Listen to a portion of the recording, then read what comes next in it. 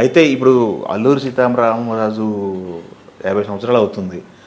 దాని తర్వాత గెటప్లు అల్లూరి సీతారామరాజు గెటప్లు వచ్చినవి చూసుకుంటే రెండో మూడో ఉన్నాయి చూసుకున్నాయి. మొన్న మధ్య రీసెంట్గా వచ్చిన గెటప్ రామ్ చరణ్ త్రిబుల్ ఒక గెటప్ ఉంది. అది లాస్ట్కి టర్న్ అయ్యేది అల్లూరి సీతారామరాజు గెటప్. అది ఎలా అనిపించింది సార్ మీకు చూసిన తర్వాత? రామ్ చరణ్ చూసారు త్రిబుల్? చూడలేదా? ఓకే. దాంట్లో లాస్ట్ క్లైమాక్స్లో గెటప్ వస్తుంది.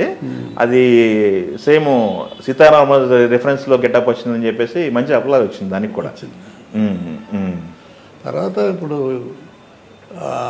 ఆ సినిమాలో 90% గెటప్లన్నీ నేనే చేశాను ఆర్టిస్టులకి. ఓకే. జగ్గయ్య గారి గెటప్లు అన్ని గెటప్లు అసలు విగ్గులుగా తయారు చేయించడం కానీ ఆర్టిస్టులకు మేకప్ వేయడం కానీ. ఫ్లారెన్స్ క్యారెక్టర్ ఒకటి ఉంది, హిందీ అమ్మాయి చేసింది. అవును. ఆ అమ్మాయికి, నిర్మల్కి, కృష్ణ గారికి, తర్వాత జగ్గయ్య గారికి. నాకు జగ్గయ్య గారికి కాంటాక్ట్ లెన్స్ పెట్టమని పెడితే బాగుంటుంది అని అనుకున్నాను. అప్పుడు నేను డాక్టర్ దగ్గరికి వెళ్ళి కాంటాక్ట్ లెన్స్ తయారు చేయించడం డాక్టర్ దగ్గరికి వెళ్ళి 15 days ట్రైనింగ్ అయ్యా, పెట్టడం తీయటం. చాలా కష్టపడ్డాం ఆ సినిమాకి. అవును. పెడితే చేస్తే అది ఫస్ట్ డే తీసుకొచ్చారు. అది ఆ రోజుల్లో గ్లాస్ కాంటాక్ట్ లెన్స్ స్మూత్గా ఉండేవి కాదు, ప్లాస్టిక్ కాదు. ఇప్పుడు దాన్ని డెవలప్ అయిపోయింది, బాగా డెవలప్ అయింది. ఆ టెక్నిక్ అప్పుడు లేదు. అది గ్లాస్ పీస్. ఆయన కళ్ళు పెద్ద జగే గారి ఫస్ట్ డే పెట్టా, చాలా కేర్ఫుల్గా పెట్టారు. ట్రైనింగ్ అయి ఉన్నాను కదా. పెట్టిన వెంటనే రైట్ ఐకి గ్లాసు బ్రేక్ అయింది.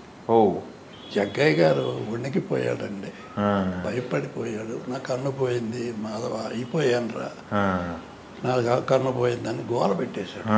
మీరు కంగారు పడబాకండి, నేను తీస్తాను, మీరు భయపడొద్దు, నేనున్నాను, మీరేం భయపడకండి అంటూ నిపట్మని తీసేసాను. అలా చేయి పట్టుకుని అమ్మయ్య.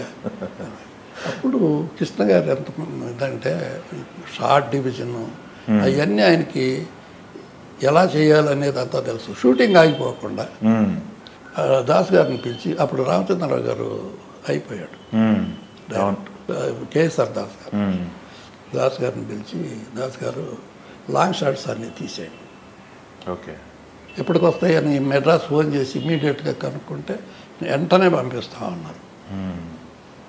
వాళ్ళ దగ్గర మెజర్మెంట్స్ ఉన్నాయి కదా, వెంటనే పంపిస్తాం. సరే, నెక్స్ట్ డేకి వచ్చాయి. నెక్స్ట్ డే వరకే షూటింగ్ కాకుండా ఏం చేయాలో చేసేసాం.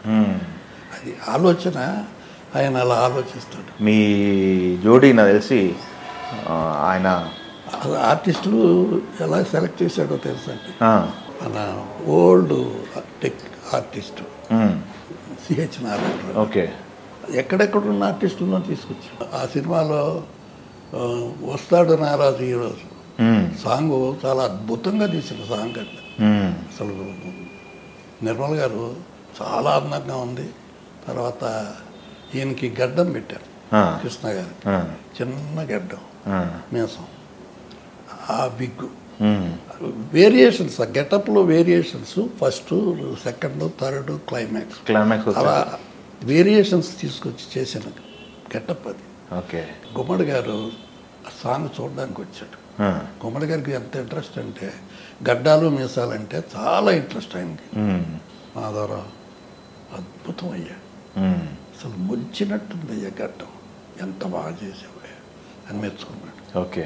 ఆయన ఆ గడ్డం మీసం పెట్టేటప్పుడు పొలాల్లో మధ్యాహ్నం భోజనానికి ముందు పీకేసేవాడు. ఆయన తోచదు.